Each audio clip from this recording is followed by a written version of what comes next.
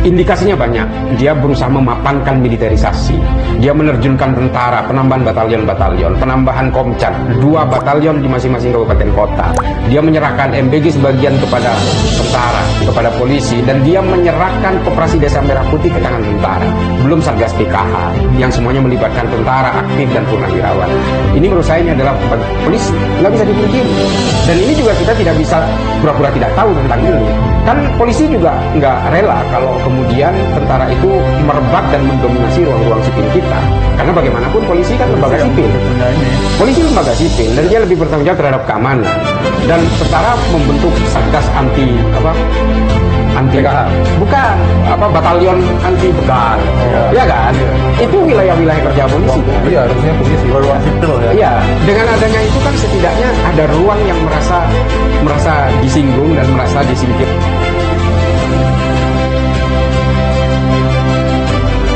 Gue pengen butuh pencerahan nih, Cak. Padahal saya nggak cerah-cerah. Ini nih, topik kita ini adalah kenapa sih sampai saat ini nih, walaupun ada desakan publik nih, wacana penggantian Kapolri, emangnya Pak Prabowo nggak berani ya? Menurut Anda gimana? Masih butuh menurut saya sih. Menurut saya Presiden masih butuh karena dia punya hak prerogatif untuk mengganti atau mencopot seorang Kapolri misalnya, ya pasti dia akan merasa masih butuh menurut saya.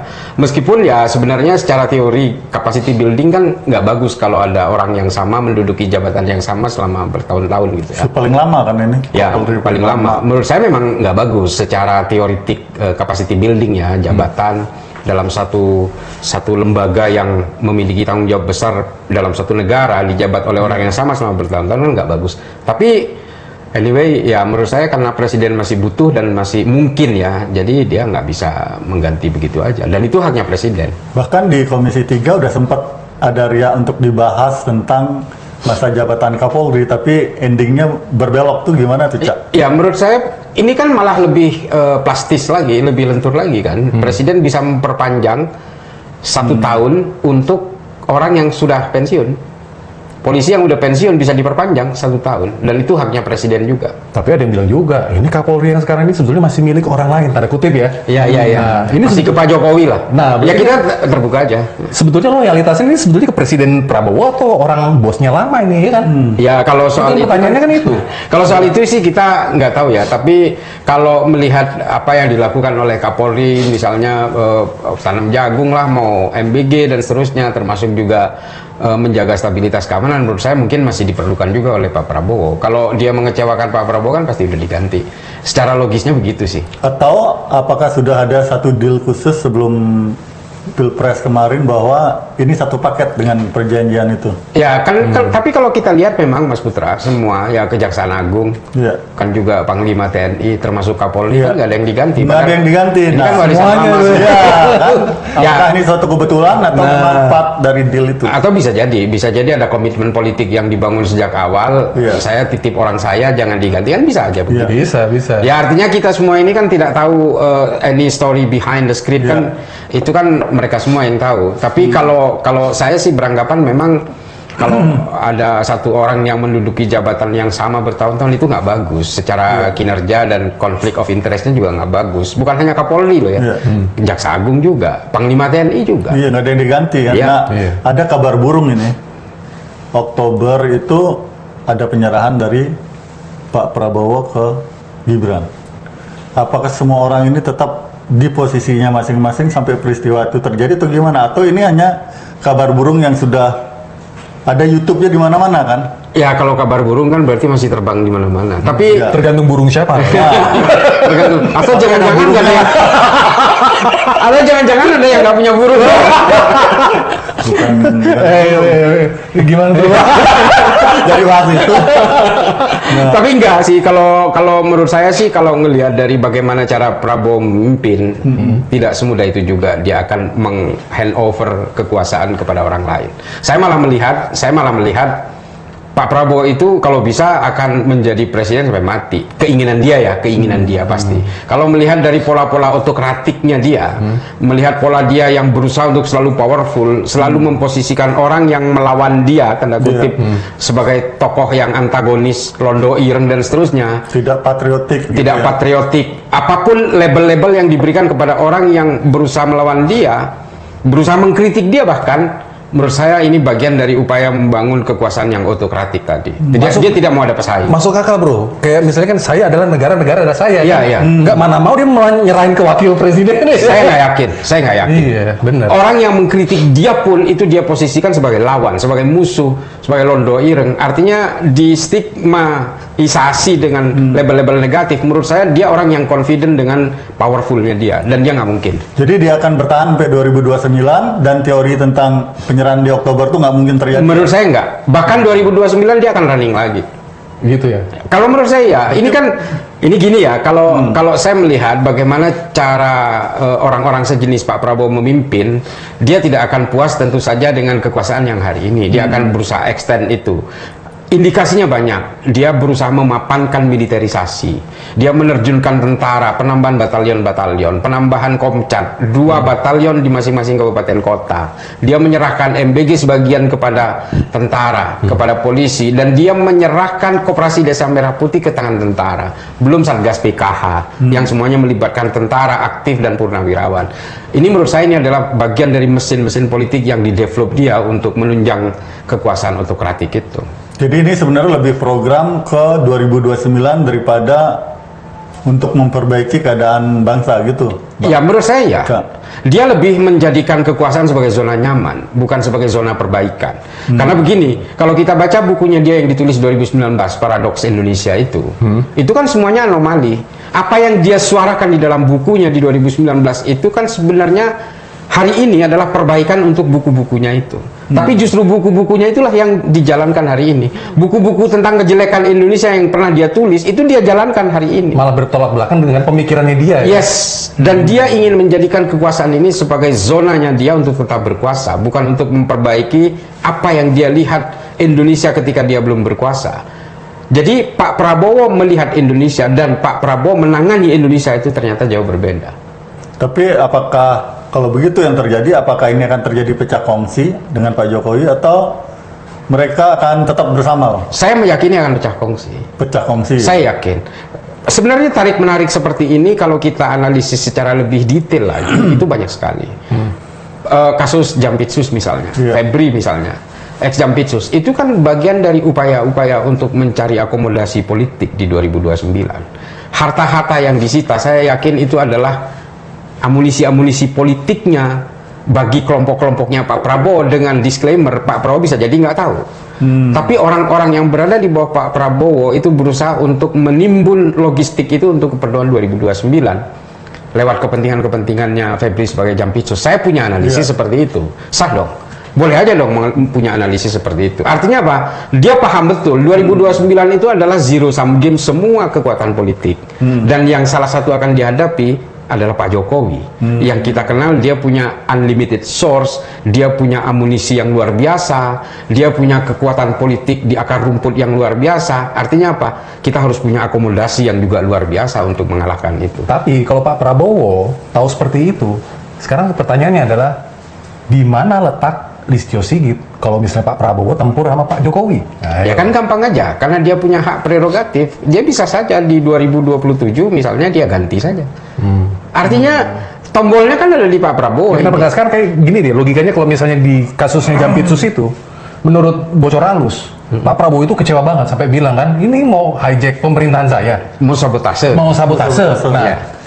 habis itu kan udah ada usulan dari Menhan, Syafri Samsudin, supaya mengganti Desikan mengganti. Iya kan? Iya, iya. Tapi sampai sekarang kenapa enggak? Itu loh permasalahannya kan. Ya satu hal memang kalau kita melihat situasi keamanan secara stabilitas, memang masih diperlukan sosok yang juga powerful di dalam kepemimpinan polisi. Itu udah pasti. Dan kontribusinya Polri, dalam hal ini Kapolri ya, itu juga besar kan kepada pemerintahan ini. Kalau soal persoalan nanti ada terjadi perubahan konfigurasi politik, itu kan juga Presiden bisa mencopot kapan saja. Atau ada hitung-hitungan Presiden yang kita nggak tahu bahwa ini jangan-jangan memang ada kekuatan yang lebih besar dari institusi Polri sendiri di dalam atau di luar itu gitu loh. Ya bisa jadi, tapi menurut saya begini, Pak Prabowo ini kan memang tidak bisa diprediksi apa yang akan dilakukan. Yang sebenarnya ketika Pak Prabowo itu asik di dalam tempurungnya sendiri gitu ya, di dalam dunianya sendiri, kan akhirnya yang bergolak itu adalah faksi-faksi yang berada di bawahnya. Ring satunya beliau ya mungkin. Ya pasti Pak Safri meminta Kapolri cepat diganti. Kenapa? Mungkin Kapolri dianggap sebagai kerikil dalam sepatu mimpi-mimpi politiknya Pak Safri, kan bisa kan? Ada usulan bahkan kan namanya Karyoto atau siapa? Ya kalau itu menurut versi majalah Tempo kan Betul. Tempo kan seperti itu. Tapi ya itu bisa jadi ada benarnya. Jadi biasa dalam politik itu siapa yang dianggap sebagai obstacle itu pasti akan berusaha dihajar habis-habisan kan. Sederhana sekali kalau soal itu. Tapi bagaimanapun ya keputusan tertinggi kan ada di Presiden toh. Iya benar. Kalau Presiden menganggap ini masih belum berupa ancaman ya jangan dong gitu. Itu ada yang bilang juga tuh, gue baca di thread sampai gue quote nih, kalau nggak berani ganti Kapolri, jangan ngomong soal berantas korupsi sama berantas mafia. Ini sebetulnya kritik ini nggak sih fair atau enggak sih? Ya Atau emang netizen terlalu julid aja gitu. Ya banyak orang yang menganggap bahwa Parcok ini itu bagian dari upaya pemenangan Prabowo, sehingga operasi-operasinya Parcok di 2024 itu kan menghantam siapa saja yang dianggap berlawanan dengan politiknya. Saya dulu mungkin termasuk di sini nih. Ini di sini nih. Di platform ini nih, di 2045 saya bilang, kalau presidennya Prabowo, polisi akan menjadi pramuka. Kan saya di sini gitu. Dan hari ini saya yakin banyak polisi juga yang anggota polisi di mana-mana juga menyadari itu. Dan kita lihat kan bagaimana dominasi tentara di mana-mana, dan itu terjadi. Duh, ternyata omongan Cak Islah bener gitu. Saya juga nggak peramal, padahal enggak, karena memang kita melihat profilingnya aja. Apa sih target utama dari kepolisian itu terhadap kejaksaan kah, atau pintu masuknya hanya Febri itu hanya pintu masuk, masih ada tahap kedua, ketiga misalnya? Ya, ini kan bagian dari polarisasi yang terjadi di antara penegak hukum dan faksi-faksi utama di dalam kekuatan politik hari ini. Itu tidak bisa dipungkiri. Kalau kemudian Febri ini dianggap sebagai kaki tangannya tentara, karena dia ketua Satgas PKH, notabene ya. Lalu kemudian polisi terposisikan harus berbeda arah dengan dia, ya ini kan bagian dari bagaimana gesekan itu terjadi antara tentara dan polisi, nggak bisa dipungkiri. Dan ini juga kita tidak bisa pura-pura tidak tahu tentang ini. Kan polisi juga nggak rela kalau kemudian tentara itu merebak dan mendominasi ruang-ruang sipil kita. Karena bagaimanapun polisi kan lembaga sipil. Polisi lembaga sipil dan dia lebih bertanggung jawab terhadap keamanan. Dan tentara membentuk satgas anti PKH? Bukan, batalion anti begal, ya kan? Itu wilayah-wilayah kerja polisi kan? Iya, harusnya polisi. Ruang sipil ya? Iya, dengan adanya itu kan setidaknya ada ruang yang merasa disinggung dan merasa disingkirkan dari ruang polisi, meskipun tentara bukan penegak hukum. Tapi begini, pada intinya adalah gesekan terbesar hari ini yang terjadi di dalam konfigurasi politik kita itu memang antara sipil dan militer. Polisi pasti memilih akan berada di pihak sipil. Kenapa? Ya polisi kan tunduknya kepada hukum sipil, sama seperti kalangan sipil. Saya dalam hal ini bukan membela tentara atau membela polisi ya, tapi pada akhirnya salah satu dampak yang paling jelas di depan mata kita kan soal Febri. Febri kan konon desas-desus, bukan desas-desus. Mungkin banyak juga orang tahu Febri ini kan bagian dari orangnya Pak Safri yang notabene Menhan yang membawahi militer. Dan mereka sudah ada hubungan yang dekat di dalam satu ini kan PKH itu ya. Satgas PKH kan ketuanya Febri. Ya. Jadi sekarang dengan penyerahan kasus hukum Febri ini kepada kejaksaan. Jadi kejaksaan yang mengadili kejaksaan itu gimana pandangannya Cak Islah ya? Kayak jeruk makan jeruk nggak? Ya memang sih, kalau menurut saya pasti ada konflik of interest. Kenapa begitu? Karena Febri ini adalah pucuk tertinggi di dalam satu direktorat gitu ya. Dia adalah jam di dalam pidana khusus. Otomatis dia masih orang-orang dia, penyidiknya masih orangnya dia, kasubditnya masih orangnya dia. Ya gimana? Dan pinjam dari, saya lihat dari satu podcast tentang pendapatnya Pak Mahfud MD, ini pelimpahannya bukan produk hukum. Harusnya ini merupakan satu produk hukum ya, karena belum P21 tuh nggak bisa dilimpahkan. Dialihkan kan bahasanya. Dialihkan sekarang, bukan pelimpahan ya. Ya. Jadi gini, pernah ada kejadian memang pengalihan penyidikan ini dari polisi kepada jaksa, tapi kejadian ini belum pernah ditetapkan tersangka dan belum ada penggeledahan waktu itu. Betul. Di kasus Jiwasraya. Itu pernah kasus Asabri itu pernah terjadi. Pak Mahfud, makanya Pak Mahfud bilang waktu itu ya, ini sekaligus saya ingin menjelaskan kronologi karena saya waktu itu sudah sering cawe-cawe di dalam Kemenko Polhukam waktu itu di Pak Mahfud. Jadi apa yang dibilang Pak Mahfud belum pernah ada sejarahnya pengalihan penyidikan ini, maksudnya itu adalah pengalihan penyidikan dari polisi ke kejaksaan yang belum terjadi penggeledahan dan penetapan tersangka. Ya. Itu memang pernah terjadi kayak gitu. Tapi posisi hari ini kan sudah ada tersangkanya, penyitaan barang buktinya sudah terjadi, tapi dialihkan ini sepanjang sejarah memang belum pernah ada. Dan ini memang buruk. Menurut Anda itu kenapa tuh dialihkan? Ada tekanan, kompromi berarti kan? ada tekanan dari pucuk tertinggi. Saya meyakini apa yang dikatakan Tempo itu benar. Karena kalau tidak ada tekanan dari pemimpin tertinggi, saya yakin Kapolri juga nggak bakal mau menyerahkan pengalihan itu, penyidikan itu kepada Boleh kejaksaan. lebih spesifik lagi nggak? Yang tertinggi apakah sampai Presiden lah. Presiden yang tekan ini ya. Kalau bukan presiden nggak mungkin, apalagi sama eselon. Misalnya yang nekan itu Pak Safri ke Kapolri, pasti Kapolri nggak mau. Ada motif tertentu berarti dong? Apanya? Ya itu. Ya kan Presiden itu. Ya Apa pasti. untuk menenangkan Bisa jadi. mereka itu yang ini kan? Bisa jadi, atau presiden lebih membeli tekanan atau pendapat dari satu pihak. Bisa jadi. Artinya presiden lebih mendengarkan Safri. Tapi kalau ketika dilihat presiden tidak mau mengganti Kapolri, artinya presiden tidak sepenuhnya juga mendengarkan Safri. Kayaknya sih agak-agak condong ke Safri karena apa? Kan menurut Tempo, laporan Tempo kan dia sampai marah kan ke Kapolri itu kan. Kenapa sampai bikin gaduh? Iya kan.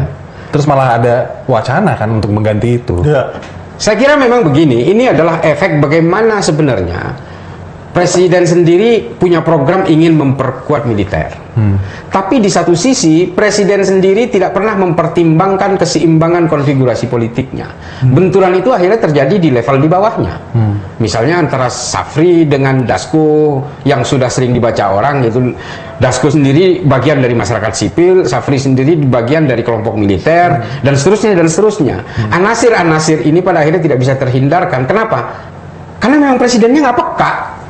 Presidennya nggak sensitif, sehingga yang terjadi vulnerability, kerentanan itu terjadi layer di bawahnya lagi, sampai ke tingkat yang paling bawah. Tapi bisa juga ada teori juga, presiden paham itu sebetulnya, tapi memang sengaja diadu supaya nggak terlalu solid mereka. Ya menurut saya begini, kalau presiden biar tetap nyarinya ke dia gitu loh. Soalnya kalau kiri kanan kompak bisa hantam dia. Nggak juga sih, kalau dalam teori politik, apalagi menjelang tahun-tahun politik 2027, hal-hal seperti ini kan memiliki kerentanan. Tidak semua orang yang berkonflik itu kemudian merujuk kepada satu titik puncak gitu. Oke, Pak Prabowo mungkin menganggap ini harus dibuat bergejolak supaya dia tetap bermuara ke dia. Kalau tidak bermuara ke dia gimana? Bermuara ke Solo misalnya. Ya mungkin salah satunya ada yang begitu kan, makanya ada tuduhan seperti itu kan. Menurut saya karena merasa yang satu dikesampingkan, akhirnya bisa-bisa juga cari-cari ke Solo kan. Iya sih. Tapi pada intinya akhirnya gini, kalau menurut saya ya, ketidakpekaan presiden ini pada akhirnya menjadi ruang pemanfaatan. Ya itu, saya mau tanya itu. Sekarang kan sepertinya solusi itu dicari atas pertimbangan politik. Dan melukai keadilan di mata publik, keadilan di mata hukum. Bahwa orang yang sudah ditemukan sebegitu banyak bukti, hukum seperti dipermainkan sesuai dengan skenario yang terbaik mungkin untuk sisi politik. Nah, gimana nih hari ini kita kan udah krisis hukum, krisis trust isu terhadap segala kebijakan pemerintah lah. Ini semakin mengikis kepercayaan masyarakat mungkin ya. Untuk 2029 kan juga penting gitu loh.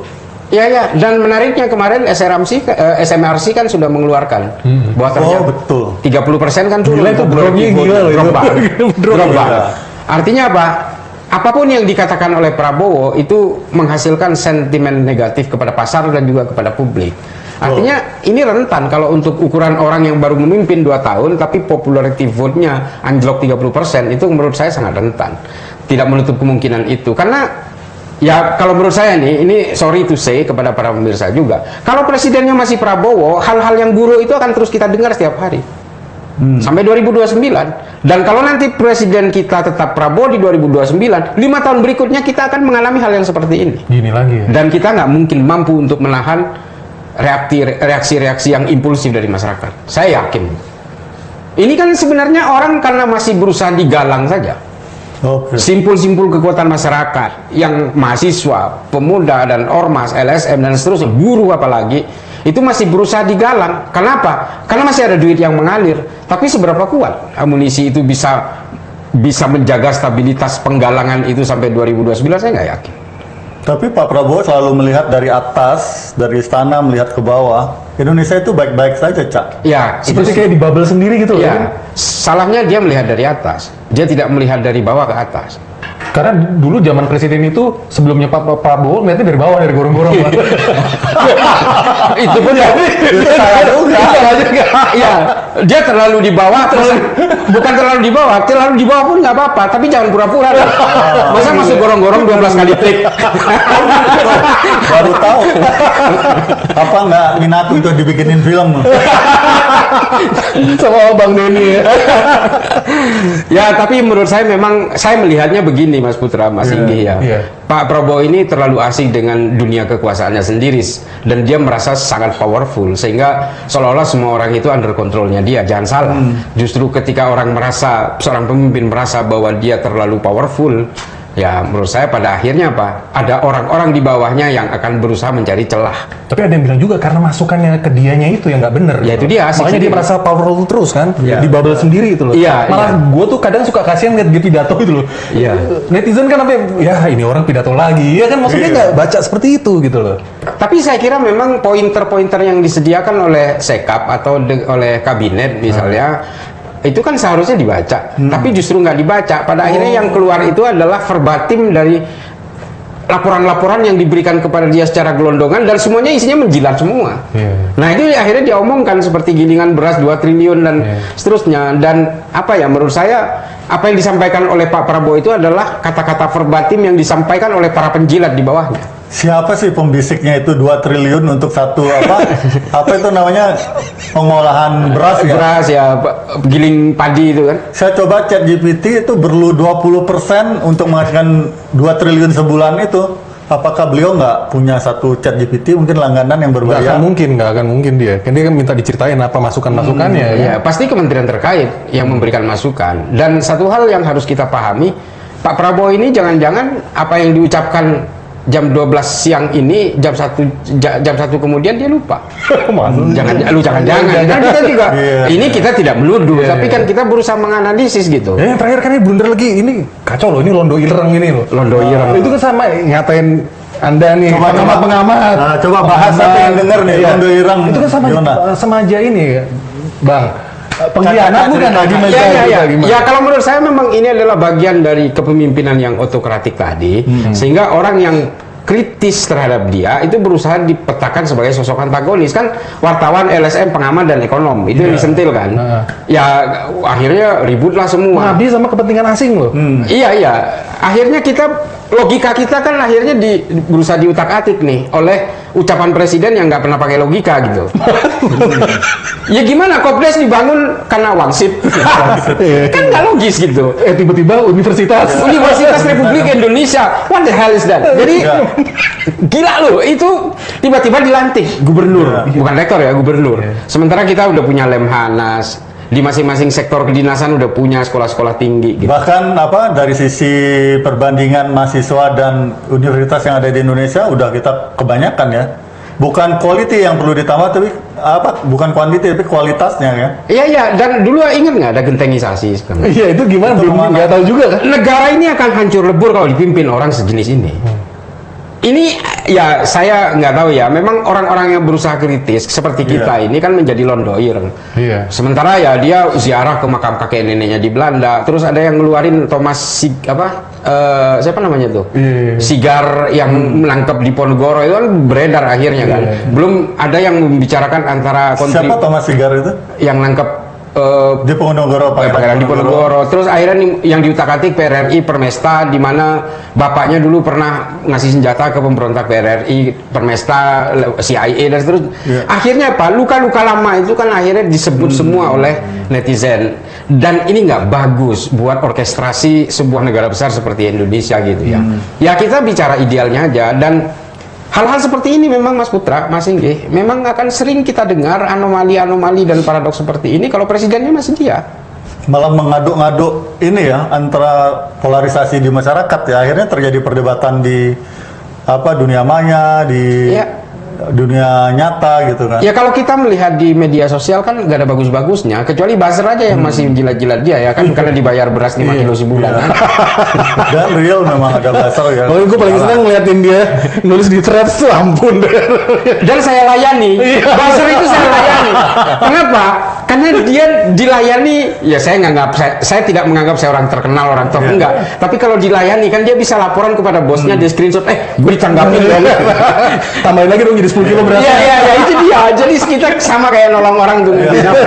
Mungkin dia jadi mencapai KPI-nya, dia capai target. Bisa jadi, bisa. Saya memang melayani, jadi berbahagialah buzzer yang saya jawab, yang saya reply. Tapi kan gila juga kita misalnya disamain sama musuh negara, sama pengkhianat. Ini Londo Ireng kan begitu bro, iya kan? Dari yang abis antek asing ya kan? Gila. Dan tahu nggak, pemimpin-pemimpin sejenis Prabowo ini semua menggunakan stigma pengkhianat atau dia memberi opsi, kalau orang nggak suka sama saya atau nggak suka pada pemerintahan saya, silakan pergi dari sini, dari negara ini dan seterusnya. Itu juga pernah dilakukan oleh Hitler, pernah dilakukan oleh Idi Amin, bahkan Trump juga, Viktor Orban juga. Dan saya ingat sekali ketika kampanye pertamanya Jair Bolsonaro di Brazil, saya waktu itu hadir di kampanyenya dia dengan tegas mengatakan gitu di Rio de Janeiro itu, orang yang tidak suka sama saya nggak usah milih, mending pergi aja dari Brazil gitu. Dan itu terus diucapkan dalam masa pemerintahan dia. Artinya orang-orang yang ingin membangun kekuatan-kekuatan yang otokratik seperti Prabowo dan pemimpin-pemimpin lainnya, itu polanya sama semua. Memang selalu menyematkan pengkhianat Londo Ireng dan kawan-kawan ini kepada orang yang berusaha mengkritisi dia. Padahal orang mengkritik itu bukan benci sama dia, tapi karena cinta sama negara. Bukan kritik pribadinya dia, kebijakannya. Kita kan? mencintai negara, itu aja. Jadi kritik itu timbul karena mencintai negara ini, tapi diterjemahkan sebagai kebencian terhadap beliau gitu ya. Iya, secara personal. Kalau kita menegur supir bis, supir, jangan ugal-ugalan kamu nyetirnya. Supaya apa? Supaya kita nggak masuk jurang bersama-sama, kan itu aja. Tapi dibacanya benci sama supirnya. Lah kita supir itu juga nggak kenal, nggak pernah ketemu juga. Tuh buzzer dengerin tuh. Bukan kita benci sama personnya. Bang, nih gue pengen tahu deh prediksi lo ini nih. Kalau sampai nih terus kayak begini nih, Ya. apa mungkin bertahan itu Pak Prabowo sampai 2029 dan terus abis itu dia mencalonkan lagi gitu loh? Ya, saya nggak tahu ya. Kalau soal perjalanan takdir kita nggak tahu lah. Itu path of his destiny gitu ya. Tapi ya menurut saya kalau dia tetap mempertahankan gaya politik yang seperti ini, pada akhirnya akan memunculkan faksi-faksi baru di bawahnya. Karena ini bukan kerajaan, ini republik. Iya, betul. Kalau raja suka-suka dia lah. Dia mau menunjuk penggantinya ke anaknya atau ke sepupunya atau ke apapun itu, silakan aja. Tapi pada akhirnya apa? Jangan lupa. Ada wakil presiden yang juga sebenarnya meskipun dia terlihat bersama-sama, tapi dia punya faksi, dia punya akar politik, dia punya kekuatan elektoral. Kalau sampai terjadi perpecahan di antara mereka, ya wassalam aja. Dan saya meyakini 2029 juga kalau gaya kepemimpinan Pak Prabowo seperti ini, let's say dia berlanjut sampai 2029 ya 2029 akan berat buat dia. Islah ketika ngomong itu, apakah ada potensi beliau tidak sampai 2029 nggak? Ini bukan ramalan, tapi saya keinginan sih. Gue baru mau nyelutuk keinginan, gue ini kalkulasi, ternyata keinginan. Kalau saya keinginan, harapan. Ya kalau netizen kan berharap kepada lantai kamar mandi. Saya nggak seberusaha itulah. Saya hanya berharap bahwa kalau negara ini akan terus dipimpin dengan gaya seperti ini, korbannya satu negara, 280 juta orang yang dipertaruhkan. Cak, thank you. Ya. Ciao.